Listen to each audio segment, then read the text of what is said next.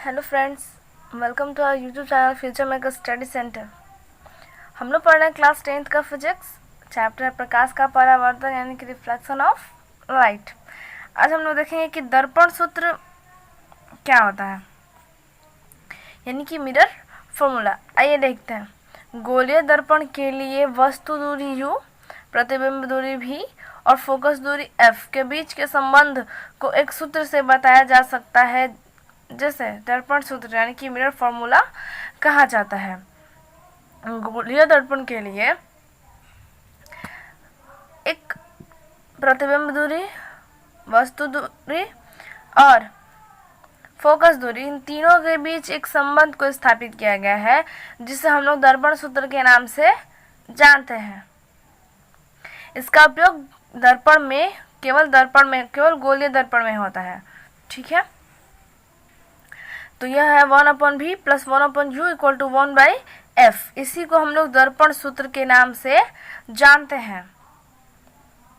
ठीक है बच्चों, तो बहुत बार एग्जाम में ये क्वेश्चन पूछता है कि दर्पण सूत्र को सिद्ध करें। बहुत इंपॉर्टेंट क्वेश्चन है, बहुत बार पूछा जा चुका है एग्जाम में कि दर्पण सूत्र सिद्ध करें। आपको पता है कि दर्पण सूत्र 1/v + 1/u = 1/f होता है, लेकिन वो आपसे ये नहीं पूछेगा कि दर्पण सूत्र क्या है, या फिर ऑब्जेक्टिव क्वेश्चन में कभी कभी दे भी देता है। तो आप लोग को ये 5 नंबर में क्वेश्चन में पूछता है कि दर्पण सूत्र को सिद्ध करें। ठीक, तो आइए देखते हैं कि कैसे इसको हम लोग प्रूफ कर पाएंगे। उससे पहले यदि आप लोगों ने चैनल को सब्सक्राइब नहीं किया है तो हमारे चैनल को सब्सक्राइब कर ले, और यदि वीडियो आप लोग को अच्छा लगता हो, हेल्पफुल लगता हो, तो लाइक करें और शेयर करना ना भूलें। आइए देखते हैं कि कैसे हम लोग प्रूफ करेंगे। तो सबसे पहले आप लोगों को क्या करना होगा कि एक अवतल दर्पण बनाना होगा। क्या बनाना है? एक अवतल दर्पण बनाना है। जैसे कि आप लोगों को पता है अवतल दर्पण का जो परावर्तक सतह होता है वो अंदर की तरफ से धंसा हुआ रहता है। तो ये अंदर की तरफ से धंसा हुआ ये एक अवतल दर्पण है। तो हमने यहाँ पे एक अवतल दर्पण बना लिया है। एक वस्तु हमने यहाँ पे रखी है और इससे एक प्रतिबिंब, यहाँ पे एक किरण निकल गई है दर्पण से परावर्तन के बाद फोकस से गुजर रही है, और एक किरण हमारी वक्रता केंद्र से होते टकरा रही है दर्पण से, तो फिर उसी पथ पे वापस लौट जा रही है। इन दोनों जब किरण जहाँ पे मिलती है वहाँ पे इमेज बनता है। तो ये दोनों किरण, ये वाली और ये वाली किरण यहाँ पे मिल रही है, तो हमारा इमेज यहाँ पे हमारा प्रतिबिंब बनेगा। कैसा प्रतिबिंब? तो b', a' बन रहा है। ठीक है, जो वास्तविक है, वास्तविक रहेगा तो उल्टा रहेगा, उल्टा भी है। यह वस्तु से छोटा है। ठीक है, और कहाँ बन रहा है? फोकस और वक्रता केंद्र। ये सब आप लोग को मैंने पिछली वीडियो में पढ़ा दिया है कि कहाँ पे प्रतिबिंब रखेंगे तो कैसा कैसा, कहाँ पे वस्तु रखेंगे तो कैसे कैसे प्रतिबिंब और कहाँ पे बनेगा। ठीक है, ये हमने आपको पिछली वीडियो में बता दिया है। आइए हम देखते हैं कि कैसे हम लोग उसको प्रूफ करेंगे। तो माना कि एक अवतल दर्पण जिसके सामने AB एक वस्तु रखी गई है तथा इसका प्रतिबिंब B', A' है। ठीक, जैसे कि आप लोगों ने देखा कि AB एक वस्तु रखी गई है और इसका प्रतिबिंब B', A' है। इसमें हमें एक छोटी सी रचना करनी है। क्या करनी है कि D से M पर DM लंब डाला गया है। D से, ये D पॉइंट है, इस D से M पर, ये बिंदु M है, इस पे एक लंब डाला गया है। DM यहाँ पे एक क्या किया गया है?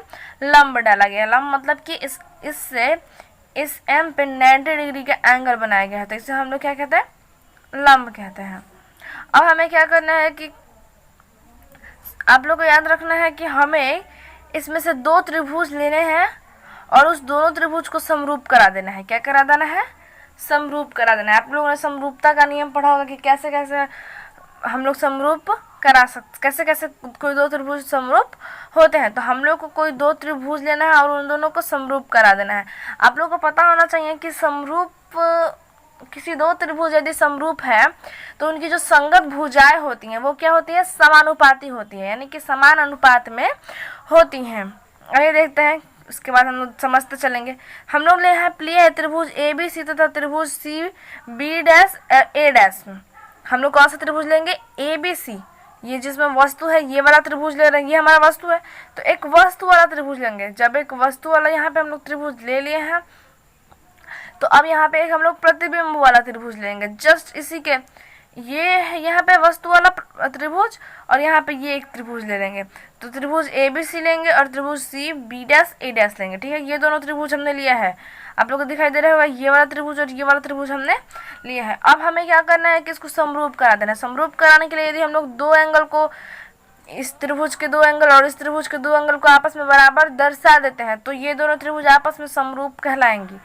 तो हम लोग देखिए यहाँ पे ये मुख्य अक्ष है, ठीक, मुख्य अक्ष के सामने एक वस्तु रखी गई है, तो ये वस्तु इसके साथ कितने डिग्री का एंगल बना रही है, 90 डिग्री का। कितने डिग्री का एंगल बना रही है, 90 डिग्री का। यहाँ पे जो एंगल बन रहा है वो हमारा 90 डिग्री का बन रहा है, ठीक है। और यहाँ पे ये प्रतिबिंब बन रहा है, तो ये भी इसके साथ कितने डिग्री का एंगल बना रहा है, 90 डिग्री का एंगल बना रहा है। तो यहाँ पे भी 90 डिग्री और यहाँ पे भी 90 डिग्री। तो एंगल ए बी सी बराबर होगा, एंगल ए बी सी बराबर होगा किसके, तो angle C B dash A dash के। कैसे बराबर होगा, तो चूंकि दोनों क्या है, 90 डिग्री का एंगल बना रहा है। ठीक है बच्चों, अब आइए देखिए नेक्स्ट है हम लोग अब कौन सा एंगल बराबर करेंगे, तो ये वाला एंगल देखिए, ये और ये वाला एंगल। आप लोगों ने शीर्षाभिमुख कोण का नियम पढ़ा होगा, जिसमें कोई दो त्रिभुज यदि एक दूसरे को प्रतिच्छेद करती हो तो दोनों त्रिभुज के आमने सामने की जो कोण होती है वो क्या होती है, बराबर होती है। जिसमें ये और ये एंगल बराबर है और ये एंगल बराबर है। तो बाहर वाले से तो हमें कोई मतलब नहीं, हमें ये देखेंगे। तो यहाँ पे एंगल ए सी बी ये वाला एंगल और एंगल बी डैश सी और ए डैश ये वाला एंगल, ये दोनों एंगल बराबर है। एंगल ए सी बी बराबर है एंगल बी डैश सी और ए डैश के। कैसे, तो शीर्षाभिमुख कोण से, शीर्षाभिमुख कोण से ये दोनों क्या हो जाएंगे, बराबर। अब यहाँ पे हम लोग दिखा दिए हैं कि ये दो कोण क्या हो गए हैं, आपस में बराबर हो गए हैं। तो अब हम लोग कह सकते हैं कि ये जो दोनों त्रिभुज है एक दूसरे के क्या है, समरूप है। त्रिभुज ए बी सी समरूप है त्रिभुज C B dash A dash के। कैसे समरूप है, तो एंगल एंगल से, एंगल एंगल समरूपता से ये क्या हो गया है, समरूप हो गए हैं। अब जब ये दोनों त्रिभुज आपस में समरूप हो गए हैं तो इसकी संगत भुजाएं समानुपाती होंगी। ए बी जो है वो बी डैश ए डैश, अच्छा ये फिगर में पहले देखते हैं। ये दोनों त्रिभुज जब समरूप हो गए हैं तो इसका यदि हम लोग लंब लेंगे, जिसको मान लीजिए कि हम लंब ये वाला लंब लेंगे, तो इसका लंब अब बटा में इसका लंब होगा। तो इसका लंब ए बी है और इसका लंब बी डैश ए डैश है, तो ए बी बटा में बी डैश ए डैश। अब इसका हम लोग आधार लेंगे तो बी सी लेंगे, तो इसका भी आधार क्या हो जाएगा, बी डैश सी। तो बी सी बी डैश सी ये दोनों का जो अनुपात है वो क्या हो जाता है, बराबर होता है। संगत भुजाओं का अनुपात बराबर होता है कब, जब दो त्रिभुज समरूप होते हैं तब उनके संगत भुजाओं का अनुपात समानुपाती होता है। तो ये हमें एक इक्वेशन मिला, इसको हम लोग फर्स्ट इक्वेशन मान लेंगे। ठीक है, पुनः हम दो त्रिभुज लेंगे, ये देखते हैं कौन कौन सा त्रिभुज लेंगे। पुनः हम एक ये वाला त्रिभुज लेंगे ए डैश बी डैश एफ, यानी कि ये छोटा वाला त्रिभुज, और एक ये वाला त्रिभुज ले लेंगे ये डी एम एफ। ठीक है, तो हमने यहाँ पे देखिए दो त्रिभुज लिया है, पुनः त्रिभुज डी एम एफ तथा त्रिभुज F B dash A dash ले लिए हैं। अब इसमें हमें दो एंगल को बराबर करना है, तो सेम प्रोसेस में हम दो एंगल को बराबर करेंगे। ये देखिए जैसे कि यहाँ पे कितने डिग्री का कोण बन रहा है, इसमें इधर 90 डिग्री का, और इसमें तो यहाँ पे 90 डिग्री का कोण हमने लंब डाला है तो यहाँ पे भी 90 डिग्री का कोण बन रहा है। तो बी डैश और एम जो एंगल है ये दोनों एक दूसरे के बराबर हो जाएंगे। कैसे, तो 90 डिग्री से। एंगल डी एम एफ बराबर होगा angle F B dash A dash के। कैसे, तो 90 डिग्री से। अब आइए देखते हैं दूसरा कोण। तो यहाँ पे भी तो ये दोनों त्रिभुज, दोनों रेखाएं क्या कर रही हैं, प्रतिच्छेद कर रही हैं। तो ये वाला जो एंगल है और ये वाला जो एंगल है ये दोनों एक दूसरे के क्या होगा, बराबर होगा। कैसे, तो शीर्षाभिमुख के कोण से, जैसे कि इसमें बराबर हुआ था, तो ये दोनों एंगल एक बराबर हो जाएंगे। कैसे, शीर्षाभिमुख कोण से। आप लोग देख सकते हो कि दो एंगल हम लोग बराबर कर चुके हैं दोनों त्रिभुज के, तो ये जो त्रिभुज है एक दूसरे के समरूप हो जाएंगे। तो त्रिभुज डी एम एफ समरूप हो जाएगा त्रिभुज F B dash A dash के। कैसे, तो वही सेम नियम, एंगल एंगल समरूपता से ये दोनों क्या हो जाएंगे, बराबर हो जाएंगे। ठीक है बच्चों, उसके बाद हम लोग देखेंगे जब त्रिभुज क्या हो गया, समरूप हो गया, तो संगत भुजाएं क्या हो जाएंगे, समानुपाती हो जाएंगे। तो इस त्रिभुज का हम लोग लंब ले लेंगे, तो इस त्रिभुज का लंब ले लेंगे तो क्या हो जाएगा, डीएम हो जाएगा। इस त्रिभुज का लंब हमारा डीएम और इस त्रिभुज का लंब हो जाएगा बी डैश ए डैश। तो इस त्रिभुज का लंब डीएम और बटा में बी डैश ए डैश हमने ले लिया है। अब हम लोग इसका आधार लेंगे तो एम एफ ले लेंगे और फिर इसका आधार ले लेंगे तो बी डैश एफ आप लिख सकते हो। तो एम एफ हो गया और बी डैश एफ हमने ले लिया है। ठीक है बच्चों, अब ये देखिए कि हमने डीएम की जगह पे ए बी रखा है, डीएम बराबर ए बी है। ये कैसे है आइए समझते हैं। जो डीएम है वो ए बी के बराबर है। कैसे? तो आप लोग को पता है ये मुख्य अक्ष है और ये मुख्य अक्ष के समानांतर एक किरण जा रही है। तो मुख्य अक्ष के समानांतर ये दोनों एक दूसरे के क्या हो जाएंगे? समानांतर हो जाएंगे। तो समानांतर रेखाओं के बीच यदि कोई लंबवत दूरी है वो हर जगह पे क्या होती है? बराबर होती है। ये मान लीजिए 5 सेंटीमीटर है तो ये भी 5 सेंटीमीटर होगा। यहाँ पे अगर कोई लंब डाल देंगे तो वो भी 5 सेंटीमीटर होगा। यहाँ पे लंब डाल देंगे तो वो भी 5 सेंटीमीटर होगा। समानांतर रेखाओं के बीच लंबिक दूरी हर जगह क्या होती है? बराबर होती है। तो इसीलिए डीएम बराबर ए बी हो जाएगा। ये जो डीएम है वो ए बी के बराबर हो जाएगा। तो इस डीएम का जगह पे हम लोग ए बी लिख सकते हैं। बाकी बी डैश ए डैश है, M F same to same हम लोग लिख दिए हैं।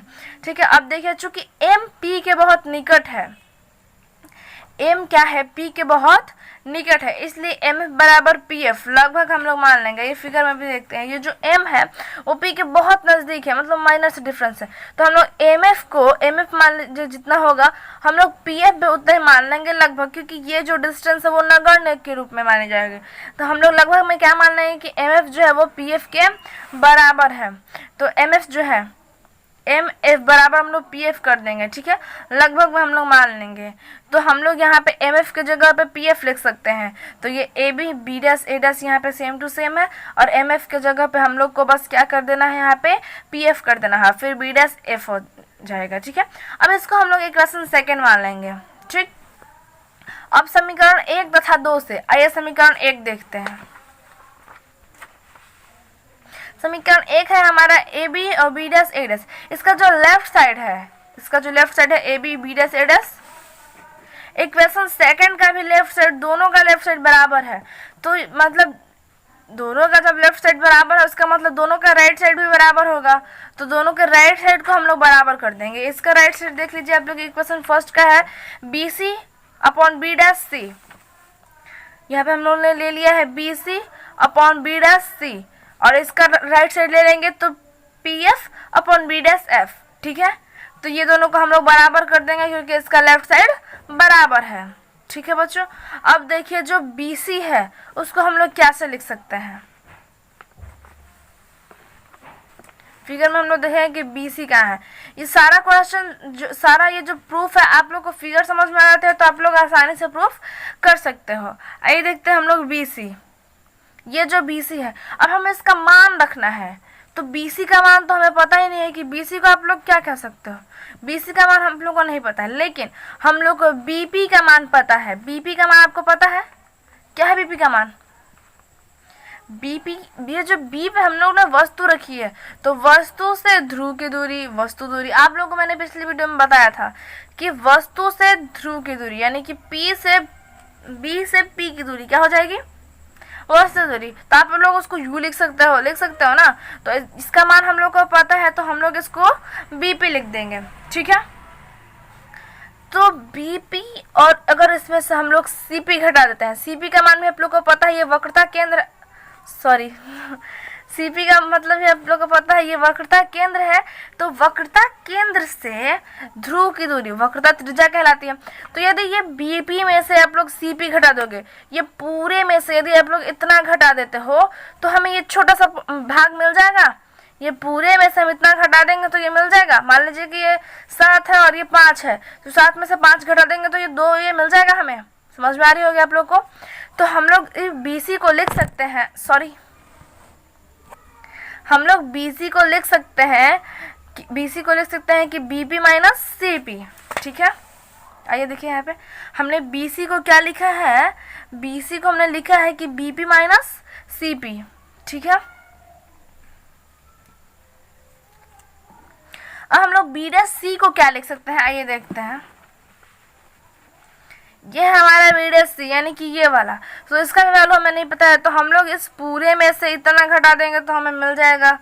तो हम लोग इसको PC minus B dash P लिख सकते हैं, तो हम लोग इसको लिख देंगे पी सी माइनस, आप लोग बी डैश पी लिखो या पी बी डैश लिखो, उससे कोई दिक्कत नहीं है। तो हम लोग बी डैश सी को लिख सकते हैं P C minus P B dash, ठीक है। अब आइए देखते हैं पी एफ। तो पी एफ जो है ये पी एफ है, पी एफ का वैल्यू तो आप लोग को पता होगा, फोकस है ध्रुव की दूरी, फोकस दूरी यानी कि स्मॉल एफ इसको कहते हैं, तो उसकी तो दूरी हमें पता है, तो उसको हम लोग पी एफ को हम लोग क्या करेंगे, पी एफ को हम लोग केवल पी एफ लिख देंगे, ठीक है। अब देखते हैं बी डैश एफ को क्या लिख सकते हैं, बी डैश एफ, इसको भी हम पता नहीं है दूरी, तो हम लोग इस पूरे में से बी डैश पी क्या है, ये हमारे यहाँ पे प्रतिबिंब बन रहा है, तो प्रतिबिंब से ध्रुव की दूरी प्रतिबिंब दूरी, तो बी डैश पी में से पी एफ घटा देंगे तो ये हमारा निकल जाएगा बी डैश एफ, तो हम लोग इसको लिख सकते हैं कि P B dash minus P F, ठीक है। अब हम लोग यहाँ से चिन्ह परिपाटी का उपयोग करेंगे, चिन्ह परिपाटी से, तो चिन्ह परिपाटी से बीपी क्या है, आइए देखते हैं। बीपी वस्तु से ध्रुव की दूरी, वस्तु दूरी को हम लोग u द्वारा सूचित करते हैं, तो इसको हम लोग u लिख सकते हैं। और चूंकि चिन्ह परिपाटी से अवतल दर्पण के वस्तु दूरी, फोकस दूरी, ये दोनों क्या होती है, वस्तु दूरी तो हमेशा ऋणात्मक होती है, तो वस्तु दूरी को हम लोग माइनस u द्वारा सूचित कर देंगे, ठीक है। उसके बाद माइनस का चिन्ह है तो माइनस, और सीपी क्या था हमारा, वक्रता त्रिज्या था, तो वो भी माइनस में रहेगा, चूंकि वो भी क्या है, ध्रुव के बाएं तरफ है, तो वो भी माइनस में हो जाएगा। उसके बाद पीसी या फिर सीपी आप लोग कह सकते हो, उसी को तो इसकी वैल्यू तो पता है माइनस आर होगा, और पी बी डैश की वैल्यू क्या हो जाएगी, माइनस भी, पी बी डैश की वैल्यू इमेज है यानी कि प्रतिबिंब है, तो प्रतिबिंब से ध्रुव की दूरी क्या हो जाएगी, प्रतिबिंब दूरी हो जाएगी, ठीक है। इसको हम लोग भी द्वारा सूचित कर देंगे, तो हम लोग इसको यहाँ पे भी लिख देंगे, ठीक है। और पी एफ हमारा फोकस है, अभी हमने आप लोग को बताया, तो पी हमारा फोकस यानी कि एफ हो जाएगा। पी बी डैश क्या है, तो पी बी डैश यहाँ पे लिखा है हमने माइनस भी है, माइनस पी एफ क्या है, माइनस एफ है। आप लोग एक बात बता दो, फिगर में देखिए, ध्रुव के ये जितने भी पॉइंट है, फोकस दूरी हो या फिर आप लोग का प्रतिबिंब दूरी हो या फिर आप लोग का वक्रता त्रिज्या हो या फिर आपकी वस्तु दूरी हो, ये सब ध्रुव के बाएं तरफ है, तो ध्रुव के बाएं तरफ की जितनी भी दूरियां होती है वो सब की सब ऋणात्मक होती है, ये आप लोग को हमेशा याद रखना होगा, हमने आपको चिन्ह परिपाटी में पहले ही बता दिया है, तो यहाँ पे सब ये ऋणात्मक हो गई हैं। अब देखिए ये माइनस माइनस प्लस हो जाएगा, ये माइनस माइनस प्लस हो जाएगा, ये माइनस तो हमने ऐसे ही लिखा है, minus F minus B minus minus plus F हो जाएगा। इतना तक समझ में आया होगा। और हाँ, एक बात आप लोग को और बता दूं कि यदि आप लोग को कहीं कोई भी डाउट हो तो आप लोग कमेंट करके बताएं, हम प्रयास करेंगे ताकि आप लोग को अच्छे से हम समझा पाएँ, ठीक है। कमेंट के माध्यम से या फिर किसी अगले वीडियो में हम आप लोग को वो दिक्कत सॉल्व करवा देंगे, ठीक है। इसलिए आप लोग कोई भी दिक्कत हो तो आप कमेंट करके आप बता सकते हैं। चलिए आइए देखते हैं आगे। अब हम लोग क्या करेंगे, क्रॉस मल्टीप्लाई कर देंगे, तो माइनस यू से भी में मल्टीप्लाई करेंगे तो माइनस माइनस तो प्लस हो जाएगा और यू भी हो जाएगा, ठीक। अब माइनस यू से हम लोग फिर पुनः किस में मल्टीप्लाई करेंगे, माइनस यू से एफ में मल्टीप्लाई करेंगे तो माइनस यू एफ हो जाएगा, ठीक है। हम लोग आर से माइनस भी में मल्टीप्लाई करेंगे तो माइनस भी आर हो जाएगा और आर से एफ में मल्टीप्लाई करेंगे तो एफ आर हो जाएगा, ठीक। अब बराबर का साइन दे देंगे और इससे दोनों में मल्टीप्लाई करेंगे, तो एफ से आर में मल्टीप्लाई करेंगे तो माइनस माइनस तो कैंसिल हो जाएगा यानी कि प्लस हो जाएगा और एफ आर हो जाएगा। माइनस एफ से भी में करेंगे तो माइनस भी एफ हो जाएगा। क्रॉस मल्टीप्लाई करने तो आप लोग को आता होगा ना, ठीक है। तो अब यहाँ पे इक्वल के ये इधर है एफ और ये इधर है और ये दोनों पॉजिटिव है, तो पॉजिटिव रहेगा और इक्वल के उस साइड रहेगा तो ये दोनों कैंसिल हो जाएगा। क्योंकि यदि ये इधर आएगा तो माइनस में आएगा तो उसमें से घटेगा तो जीरो हो जाएगा। बात वहीं आप यहीं पे कटा सकते हो, ठीक है, क्योंकि आप अब 10th क्लास में चले जा चुके, तो आप लोग ये नहीं कि इधर लाएंगे फिर इसको जीरो करेंगे, अब नहीं, ऐसा आप लोग को यहीं पे कटा दोगे, ठीक है। इतना समझ में आप लोग को आना चाहिए, ठीक है। अब देखिए u भी तो हो गया। अब हम लोग क्या कर सकते हैं कि इस r को, r बराबर आप लोग को पता है कि 2f होता है, तो r को हम लोग 2f लिख देंगे, r बराबर 2f होता है, r को हमने 2f लिख दिया, माइनस uf हो गया। अब ये इधर माइनस में है, इधर आ जाएगा तो ये प्लस में हो जाएगा और भी एफ हो जाएगा इक्वल टू 0। अब हम लोग क्या करेंगे कि u भी माइनस ये यू एफ यहाँ पे कर दिए हैं। देखिए ध्यान दीजिए कि यहाँ पे 2VF है, क्या है 2VF, और यहाँ पे 1VF है, यहाँ पे 2VF है और यहाँ पे 1VF है। तो अब हम लोग क्या करेंगे कि 1VF को घटा देंगे, तो ये घटा देंगे तो 1 बचेगा, लेकिन ये माइनस वाला बड़ा है तो साइन हमारा माइनस का हो जाएगा, तो -VF माइनस UF बराबर 0 हो जाएगा। ठीक, अब हम लोग क्या करेंगे, दोनों माइनस में है तो इसको दोनों को इधर प्लस में भेज देंगे, तो UF बराबर हो जाएगा VF प्लस UF। ठीक है,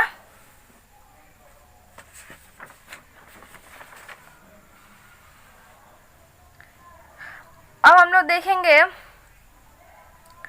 दोनों तरफ UVF से भाग देने पर, अब हम लोग क्या करेंगे, उसके दोनों साइड UVF से भाग दे देंगे, तो UF बटा में UVF इक्वल UF और बटा में UVF से भाग दे देंगे, VF बटा में UVF से भाग दे देंगे, UF बटा में UVF से भाग दे देंगे। पिछले वाला जो इक्वेशन था उसमें हम लोग UVF से दोनों तरफ क्या करेंगे, भाग दे देंगे, तो U से U कट जाएगा, V से V कट जाएगा, V से V, F से F, U से U, F से F, तो बचागा यहाँ पे 1/F बचा, तो 1/F यहाँ पे 1/U बचा, प्लस 1/V बचा, और यहाँ पे हम लोग का दर्पण सूत्र प्रूफ्ड हो गया है। ठीक है बच्चों, उम्मीद करते हैं आपको वीडियो समझ में आएगा। यदि आप लोग को कहीं भी डाउट हो तो हम बार बार कह रहे हैं कि आप लोग कमेंट करके बताएं। ठीक है, धन्यवाद।